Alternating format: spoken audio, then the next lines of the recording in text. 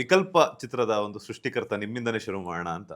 ಯಾಕಂತಂದ್ರೆ ಅವ್ರು ಈಗ ಇವರು ಲೆಫ್ಟ್ ಹ್ಯಾಂಡ್ ತೋರಿಸೋದು, ಮೇಡಮ್ ರೈಟ್ ಹ್ಯಾಂಡ್ ತೋರಿಸೋದು. ಸೊ ಹಿಂಗ್ ತೋರಿಸಿದ್ರು. ಸೊ ಹಾಗಾಗಿ ನಿಮ್ಮಿಂದನೇ ಶುರು ಮಾಡೋಣ ಅಂತ. ಹೇಳಿ sir, what you want to know? ವಿಕಲ್ಪ ಅಂದ್ರೆ ಏನ್ ಸರ್? ವಿಕಲ್ಪ ಅಂದ್ರೆ ಸತ್ಯ ಮತ್ತು ಕಲ್ಪನೆಗಳ ಮಧ್ಯದ ಸ್ಥಿತಿ ಅಂತ. ಅಂದ್ರೆ ನೀವು ಮಧ್ಯ ಇದ್ದೀರಾ? ನಾನು ಮಧ್ಯ, ಕರೆಕ್ಟಾಗಿ ಮಧ್ಯ. ಯಾವ್ದು ಸತ್ಯ ಯಾವ್ದು ಕಲ್ಪನೆ ಯಾವ್ದು? ಯಾವ ಪ್ರಶ್ನೆ ಎಲ್ಲ ಕೇಳಬಾರ್ದು. ಅದಕ್ಕೆ 3-4 ಅರ್ಥಗಳು ಬರುತ್ತೆ. ಈಗ ಸಂಕಲ್ಪ ಅಂದ್ರೆ ನಮಗೆ ಒಂದು ದೃಢ ನಿರ್ಧಾರ, ನಾನು ಇದೇ ಕೆಲಸ ಮಾಡ್ತೀನಿ, ಇದೇ ಡೈರೆಕ್ಷನ್ ಅಲ್ಲಿ ಹೋಗ್ತೀನಿ, ಇಷ್ಟೊತ್ತಿಗೆ ಹೇಳ್ತೀನಿ, ಈ ತರ ಸಂಕಲ್ಪನ ಪೂಜೆಗಿಂತ ಮುಂಚೆ ಸಂಕಲ್ಪ ಮಾಡ್ತೀವಿ ನಾವು.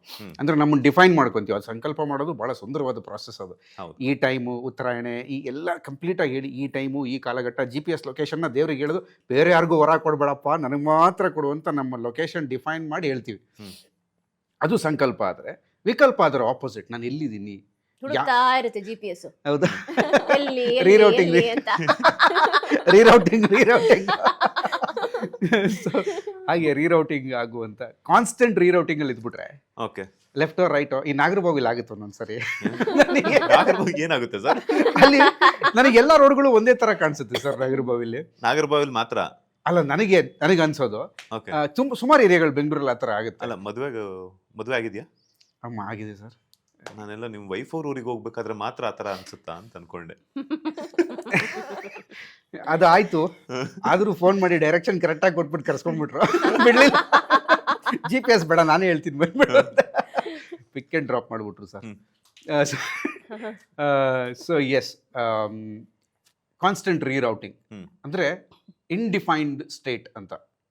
ನಿಮಗೆ ಸರಿಯಾಗಿ ಹೋಗ್ತಿದ್ದೀನೋ ತಪ್ಪಾಗಿ ಹೋಗ್ತಿದ್ದೀನೋ, ಅಥವಾ ನನಗೆ ಕಾಣ್ತಿರೋದು ಸತ್ಯನೋ ಸುಳ್ಳೋ, ಅಥವಾ ನನ್ನ ಎಕ್ಸಿಸ್ಟೆನ್ಷಿಯಲ್ ಡೆಫಿನೇಷನ್ ಏನು, ನನಗೆ ಈ ರೂಮಲ್ಲಿ ಕಾಣ್ತಿರೋದು ಸತ್ಯನಾ.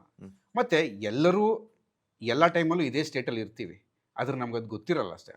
ಅನ್ಕಾನ್ಷಿಯಸ್ಲಿ ಎಲ್ಲರೂ ವಿಕಲ್ಪದಲ್ಲೇ ಇರೋದು ನಾವು. ನನ್ನ ಕಣ್ಣಿಗೆ ಇವತ್ತು ಕಾಣ್ತಿರೋದು ಕೂಡ ನಾನು ಅನ್ಕೊಂಡಿರೋದೆ. ಲೈಟ್ ಆಫ್ ಮಾಡಿದ್ರೆ ನನ್ನ ಕಣ್ಣಿಗೆ ಕೆಪಾಸಿಟಿ ಎಲ್ಲ ಕಾಣಿಸಲ್ಲ, ಆದರೆ ಇನ್ಯಾವುದೋ ಒಂದು ಪ್ರಾಣಿಗೋ ಪಕ್ಷಿಗೋ ಕಾಣಿಸುತ್ತೆ. ಹಾಗೆ ವಿಕಲ್ಪ ಅಂದರೆ a state between reality and imagination. ತುಂಬ ದೊಡ್ಡದಾಗಿ ಕಾಂಟೆಕ್ಸ್ಟ್ ಹೋದರೆ ಫುಲ್ ಪ್ರೊಫೆಸರ್ ಥರ ಕೇಳಿಸ್ಬಿಡ್ತೀನಿ. ಬಟ್ ಇದರ ಅರ್ಥ ಏನಪ್ಪ ಅಂದರೆ ಅ ಸ್ಟೇಟ್ ಆಫ್ ವಾಂಡರಿಂಗ್ ಅಂತ. ಅಂದರೆ ನಿಮ್ಮ ಕ್ಲಾರಿಟಿ ಇಲ್ಲದೆ ಇರೋ ಒದ್ದಾಡುವ ಪರಿಸ್ಥಿತಿ ಅಂತ. ಓಕೆ, ನೀವು ಎಷ್ಟು ಒದ್ದಾಡಿದ್ರಿ ಈ ಒಂದು ಸಿನಿಮಾ ಮಾಡಬೇಕು ಅಂತ ಅಂದಾಗ? ಇಲ್ಲ, ಅಂದರೆ ಒದ್ದಾಟ is the process of evolution ಅಂತ ಅನಿಸುತ್ತೆ. ಒದ್ದಾಟಗಳು ಇರುತ್ತೆ, ಬಟ್ ಅದೇ ಕಿಕ್, ಅದೇ ಮಜಾ ಅಲ್ವಾ? ಎಸ್, ಏನನ್ನಾದ್ರು ಮಾಡಬೇಕು ಅಂತ ಹೊರಟಾಗ ಕೆಲವೊಂದು ಚಾಲೆಂಜಸ್ ಬರುತ್ತೆ. But at the same time ನಾನು ವರ್ಡ್ ಯೂಸ್ ಮಾಡ್ತಿದ್ದೆ ಆಟೋ ಮ್ಯಾಜಿಕಲಿ ಅಂತ. ತುಂಬ ಅತ್ಯದ್ಭುತವಾದ ವ್ಯಕ್ತಿಗಳು ನನಗೆ ಮ್ಯಾಜಿಕಲಿ ಸಿಗ್ತಾ ಹೋದರು. ಅವರೆಲ್ಲರ ಸಹಾಯದಿಂದ it was a brilliant experience. ನನಗೆ ಮೈಂಡ್ ಬ್ಲೋಯಿಂಗ್ ಎಕ್ಸ್ಪೀರಿಯನ್ಸ್ ವಿಕಲ್ಪ ಮಾಡೋದು. ಸುಮ್ಮನೆ ಅತಿಶಯೋಕ್ತಿಯಾಗಿ ಕ್ಯಾಮ್ರಾಗೋಸ್ಕರ ಹೇಳ್ತಿಲ್ಲ. ಇದರ ಪ್ರಾಸೆಸ್ ಆಫ್ ರೈಟಿಂಗಿಂದಾನು ಹಿಡಿದು ನಾವು ಹೋಗಿ ಶೂಟ್ ಮಾಡಿರುವಂತಹ ಲೊಕೇಶನ್ಸು, ಡೀಪೆಸ್ಟ್ ಜಂಗಲ್ಸ್, ಜನರು ಹೋಗೋಕ್ಕಾಗದೇ ಇರುವಂತಹ ಜಾಗಗಳು, ಒಂದು ವಾಟರ್ ಫಾಲ್, ಬುರ್ಡೆ ಫಾಲ್ಸ್ ಅಂತಾನೆ ಹೇಳ್ತಾರೆ. ಯಾಕೆ ಬುರ್ಡೆ ಫಾಲ್ಸ್ ಅಂತಾರೆ ಅಂತ ಹೋಗಿ ಕೇಳಿದ್ದಕ್ಕೆ ಇಲ್ಲ ತುಂಬ ಜನ ಸಾಯ್ತಿದ್ರು, ಬುರ್ಡೆಗಳು ಬೀಳ್ತಿದ್ರು, ಅದಕ್ಕೆ ಬುರ್ಡೆ ಫಾಲ್ಸ್. ನಾನು ನಿಜವಾಗ್ಲೂ ಸುಮ್ಮನೆ ನಿಜ ರೀ, ನೀವೆಲ್ಲಿ ನಿಂತಿದ್ರಲ್ಲ ಇಲ್ಲೇ ಒಂದು ವಾರದಿಂದ ಒಬ್ರು ಸತ್ತೋಗಿದ್ರು ಅಂತ. ಅಯ್ಯಪ್ಪ ಅಂತ ನೋ ಎಕ್ಸಾಜರೇಷನ್. ಫಾರೆಸ್ಟ್ ಆಫೀಸರೇ ಹೇಳಿದ್ರು, ಸರ್ ಮೊನ್ನೆ ಇಲ್ಲಿಂದ ಒಬ್ರು ಬಿದ್ದುಬಿಟ್ರು, ತಲೆ ಪಳ್ಳಂದ್ಬಿಡ್ತಂದ್ರು. ಅಪ್ಪ ನಾವು ಈಗ ತಾನೇ ಹೇಳ್ಕೊಂಬಂದ್ವಿ. ಹೌದು ಸರ್, ಹೇಳಕ್ ಬರಲ್ಲ ಅಂದ್ರೆ ವಾಪಸ್ ಬರೀ ಹತ್ಬೇಕಿತ್ತು. ಶೂಟಿಂಗ್ ಅಲ್ಲೇನಾದ್ರು ಮಾಡಿದ್ರು ಮೇಡಮ್, ನಿಮ್ಮನ್ನ ಕರ್ಕೊಂಡೋಗಿ? ಇಲ್ಲ, ನಾನು ಅದನ್ನೆಲ್ಲ ಹುಡುಕಿ ರಿಪೇರಿ ಮಾಡು ಅಂತ ನನ್ನ ಪಾತ್ರ. ತಲೆ ಒಳಗೆ ಮೆದುಳೊಳಗೆ ಕೈ ಹಾಕಿ ಯಾವ ನರ ಎಲ್ಲ ಸೆಟ್ ಮಾಡಬೇಕು ಅಲ್ಲ ಸೆಟ್ ಮಾಡಿದ್ದಾರೆ. ಹೌದು, ಕರೆಕ್ಟಾಗಿ ಸೆಟ್ ಮಾಡಿದ್ದಾರೆ ಅವ್ರ GPS ಆ ಝೋನಲ್ಲಿ. ಈ ವಿಕಲ್ಪ ಹುಡುಕಾಟದಲ್ಲಿ ಅರಣಿ ಮೇಡಮ್ ಹೆಂಗ್ ಸಿಕ್ಕಿದ್ರು ಅಂತ? ಅರುಣಿ ಮೇಡಮ್ ಏನಂದರೆ, ನಮ್ಮ ವೈಫು ಮೇಡಮ್ದು ಫ್ಯಾನು ಒಂದು. ಇನ್ನೊಂದು, ನಾನು ಇವರ ಕೆಲವೊಂದು ಆ್ಯಕ್ಟ್ಗಳನ್ನು ತುಂಬ ನಾನು ಇಷ್ಟಪಟ್ಟಿದ್ದೀನಿ. ಶಾಕಾಹಾರಿ ರೋಲ್ ಬಗ್ಗೆ ನಾನು ಯಾವಾಗಲೂ ಹೇಳ್ತೀನಿ. ಆ ಮೇಡಮ್ದು ಅವರ ಒಂದು ಕ್ಯಾರೆಕ್ಟರ್ ಜೀವ ಕೊಡೋ ಒಂದು ರೀತಿ ಇದೆಯಲ್ಲ ಅವ್ರದ್ದು, ಅವರ ಕಣ್ಣಿನ ಭಾವಗಳಿರ್ಬೋದು. ಒಂದು ಸುಮ್ಮನೆ ಸ್ಕ್ರೀನ್ ಮೇಲೆ ಬಂದರೂ ಒಂದು ಸ್ಕ್ರೀನ್ ಇಷ್ಟಪಡುತ್ತೆ, ಕ್ಯಾಮ್ರಾ ಅವ್ರನ್ನ ಇಷ್ಟಪಡುತ್ತೆ.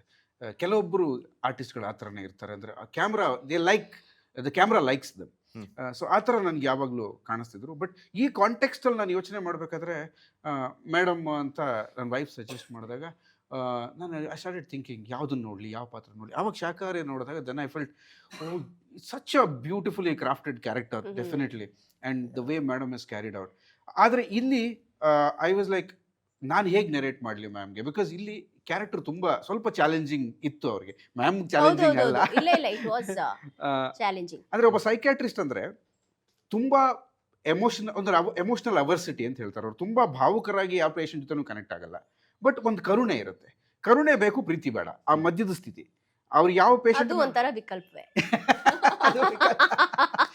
ಸೊ ಐ ವಾಸ್ ಲೈಕ್, ಈ ಯಾವ ಕ್ಲಾರಿಟಿಲಿ ನಾನು ನೆರೇಟ್ ಮಾಡಲಿ, ಹೇಗೆ ಅವ್ರು ನೆರೇಟ್ ಅಂದರೆ ನಾನು ಅವ್ರಿಗೆ ನೆರೇಟ್ ಮಾಡೋಕ್ಕೆ ಹೋಗೋಕ್ಕಿಂತ ಮುಂಚೆ ನನ್ನ ಅಸೋಸಿಯೇಟ್ ಡೈರೆಕ್ಟರ್ ಇದು ಗ್ರೇಟ್ ಗೈ, ನಾನು I always call him unsung hero ಅಂತ, ಮಿಥುನ್ ತೀರ್ಥಹಳ್ಳಿ ಅಂತ. ಎಲ್ಲ ಬರವಣಿಗೆಗೆ ಮತ್ತು ಶೂಟಿಂಗ್ ಟೈಮಲ್ಲಿ ನಾನು ಹಿಂದೆ ನಿಂತಿರೋ ವ್ಯಕ್ತಿ. ಅವ್ರು ಯಾವಾಗಲೂ ಕ್ಯಾಮ್ರಾ ಮುಂದೆ ಬರಲ್ಲ, he'll be behind the camera. ಅವ್ರ ಜೊತೆ ನಾನು ಒಂದು ಆಡಿಷನ್ ಮಾಡ್ಕೊಂಡು ನಾನು ಕರೆಕ್ಟಾಗಿ ನೆರೇಟ್ ಮಾಡ್ತಿದ್ದೀನಿ. ಮೇಡಮ್ ನೆರೇಟ್ ನಿಮ್ಗೆ ನೀವೇ ಆಡಿಷನ್ ಮಾಡ್ಕೊಂಡು? ನಾನು ಆಡಿಷನ್ ಮಾಡ್ಕೊಂಡಿದ್ದು. ಆದರೆ ನಾನು ಈ ರೋಲ್ ಮಾಡಬೇಕಾದ್ರೂ ನಾನು ಆಡಿಷನ್ ಮಾಡ್ಕೊಂಡೆ ನನ್ನ ಎಂಟೈರ್ ಡೈರೆಕ್ಷನ್ ಟೀಮ್ಗೆ. ನಾನೇನೋ ಗುಮ್ಮ ತರ ಕಾಣಿಸ್ತಿದ್ದೀರಾ? ಅಲ್ಲ ma'am, I wanted to narrate it. ಅಲ್ಲ, ಈ ಕ್ವೆಶ್ಚನ್ ನಿಮ್ಗೆ ಏನಕ್ಕೆ ಬಂತು ಅಂತ. ಅವರು ಫಸ್ಟ್ ಒಂದ್ಸಲ ರಿಹರ್ಸಲ್ ಮಾಡ್ಕೊಂಡು ಆಮೇಲೆ ನಾನು ಅಂತ. ಅಂದ್ರೆ ಆ ಕ್ಯಾರೆಕ್ಟರ್ ಅಂದ್ರೆ ಅವ್ರಿಗೆ ಕನೆಕ್ಟ್ ಆಗ್ತಿದ್ಯಾ ಆ ಕ್ಯಾರೆಕ್ಟರ್? ಬಿಕಾಸ್ ತುಂಬಾ ಪ್ರೀತಿ ತೋರಿಸಿದ್ರೆ ಸೈಕ್ಯಾಟ್ರಿಸ್ಟ್ ಅದು ಗತ್ತು ಡೌನ್ ಆಗುತ್ತೆ. ಪ್ರೀತಿ ತೋರಿಸಲಿಲ್ಲ ಅಂದ್ರೆ ಕ್ಯಾರೆಕ್ಟರ್ ಕನೆಕ್ಟ್ ಆಗಲ್ಲ. ಕರುಣೆ ಬಟ್ ನೋ ಪ್ರೀತಿ. ಸೊ ಈ ಮಧ್ಯದ ಸ್ಥಿತಿಯಲ್ಲಿ ಡಿಸ್ಕನೆಕ್ಟೆಡ್. ಹೌದು, ಅಂದ್ರೆ ನಿನ್ನ ನಾನು ತುಂಬಾ ಪ್ರಾಗ್ಮ್ಯಾಟಿಕ್ ಆಗಿ ಒಂದು ಪೇಷಂಟ್ ಆಗಿ ನಿನ್ನ ಪ್ರಾಬ್ಲಮ್ ಸಾಲ್ವ್ ಮಾಡಕ್ಕೆ ನಾನು ನೋಡ್ತೀನಿ. ಅಂದ್ರೆ ಇದು ತುಂಬಾ ಸರಿ ಸರ್. ಇದು ನಮ್ಮನ್ನ ಬೆಳೆಸೋರು ಮತ್ತೆ ನಮ್ಮನ್ನು ಪ್ರೀತಿ ಮಾಡೋರು ಇಬ್ರು ಮೋಸ್ಟ್ ಆಫ್ ದ ಟೈಮ್ಸ್ ಒಂದೇ ಆಗಿರಲ್ಲ.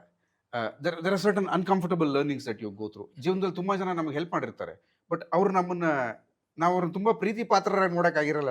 ಸಖತ್ ಬೈದಿರ್ತಾರೆ, ಬಟ್ ಅವ್ರು ಹೇಳಿದ್ ಇನ್ಯಾವತ್ತೋ ನಮ್ಗೆ ರಿಯಲೈಸೇಷನ್ ಆಗುತ್ತೆ. ಸೊ ಆ ಥರದ ಒಂದು ಪಾತ್ರ, ಆ ಪಾತ್ರಕ್ಕೆ ಅದೊಂದು ಚಾಲೆಂಜ್ ಅಂದ್ರೆ ಅವ್ರಿಗೆ ಅನ್ಸಿಲ್ಲ, but quite a challenging role ನಂಗೆ ಅದು. ನಿಮ್ಗೆ ಅಂದ್ರೆ ಅವ್ರಿಗೆ ಕ್ಲಾರಿಟಿ ಎಷ್ಟು ಚೆನ್ನಾಗಿದೆ ಅಂದ್ರೆ ಅವ್ರಿಗೆ ಯಾವ ಥರ ಬೇಕು, ಪಾತ್ರ ಹೇಗಿರಬೇಕು, ಈ ಪಾತ್ರ ಹೇಗೆ ಬಿಹೇವ್ ಮಾಡಬೇಕು. ಬೇಸಿಕ್ಲಿ ಈ ಪಾತ್ರ ಎಲ್ಲದಕ್ಕಿಂತ ಬಿಹೇವ್ ಮಾಡೋದೇ ತುಂಬ ಇಂಪಾರ್ಟೆಂಟು. ಯಾವ ಥರ ಈ ಪಾತ್ರ ಬಿಹೇವ್ ಮಾಡುತ್ತೆ, ಹೇಗೆ ಮಾತಾಡುತ್ತೆ, choice of words, placement of words, ಇದು ಇಲ್ಲೇ ಬರಬೇಕು, ಇದು ಅಲ್ಲೇ ಬರಬೇಕು. ಈಗ ನಾವು ಹಿಂಗೆ ಮಾತಾಡುವಾಗ ನಾವು ಎಲ್ಲೆಲ್ಲೆಲ್ಲೋ ಮಾತಾಡಿದ್ರೆ ಆ ಪಾತ್ರ ಹಂಗೆ ಮಾತಾಡೋಕ್ಕಾಗಲ್ಲ. ಅಂದರೆ ಒಬ್ಬ ಸೈಕ್ಯಾಟ್ರಿಸ್ಟು ಮಾತಾಡೋಂಥ ರೀತಿ ಏನಿರುತ್ತೆ ತುಂಬಾ ಕ್ಲಿಯರ್ ಆಗಿರುತ್ತೆ. ಅಂದರೆ ಕೇಳೋರಿಗೂ ಕರೆಕ್ಟಾಗಿ ಅರ್ಥ ಆಗಬೇಕು, ಅದು ಅವ್ರಿಗೆ ರೀಚ್ ಆಗಬೇಕು. ಹಾಗಾಗಿ ಅವ್ರು ಯೂಸ್ ಮಾಡುವಂಥ ವರ್ಡ್ಸ್ ಆಗಿರ್ಬೋದು ಎಫೆಕ್ಟಿವ್ ಆಗಿರುತ್ತೆ, ಸಿಂಪಲ್ ಆಗಿರಬೇಕು, ಎಫೆಕ್ಟಿವ್ ಆಗಿರಬೇಕು. ಸೊ ಆ ಥರದ್ರಲ್ಲಿ ಇವ್ರ ಬರವಣಿಗೆ ಕೂಡ ತುಂಬಾ ಚೆನ್ನಾಗಿತ್ತು, ಆ್ಯಂಡ್ ಅವರು ಸ್ಟೋರಿ ನರೇಟ್ ಮಾಡಿದ ರೀತಿ ಕೂಡ ಚೆನ್ನಾಗಿತ್ತು, ಆ್ಯಂಡ್ ಪಾತ್ರ ಪೋಷಣೆ ತುಂಬ ಚೆನ್ನಾಗಿ ಮಾಡಿದ್ದಾರೆ. ಲೇಟೆಸ್ಟ್ ಹಾಗೂ ಇಂಟ್ರೆಸ್ಟಿಂಗ್ ಸುದ್ದಿಗಳಿಗಾಗಿ ಬಾಸ್ ಟಿವಿ ಕನ್ನಡ ಚಾನೆಲ್ನ ಸಬ್ಸ್ಕ್ರೈಬ್ ಮಾಡಿ, ಹಾಗೆಯೇ ಬೆಲ್ ಐಕಾನ್ ಪ್ರೆಸ್ ಮಾಡಿ. ಇದರ ಜೊತೆಗೆ ಫೇಸ್ಬುಕ್, ಇನ್ಸ್ಟಾಗ್ರಾಮ್, ಎಕ್ಸ್ನಲ್ಲೂ ಮಿಸ್ ಮಾಡದೆ ಫಾಲೋ ಮಾಡಿ.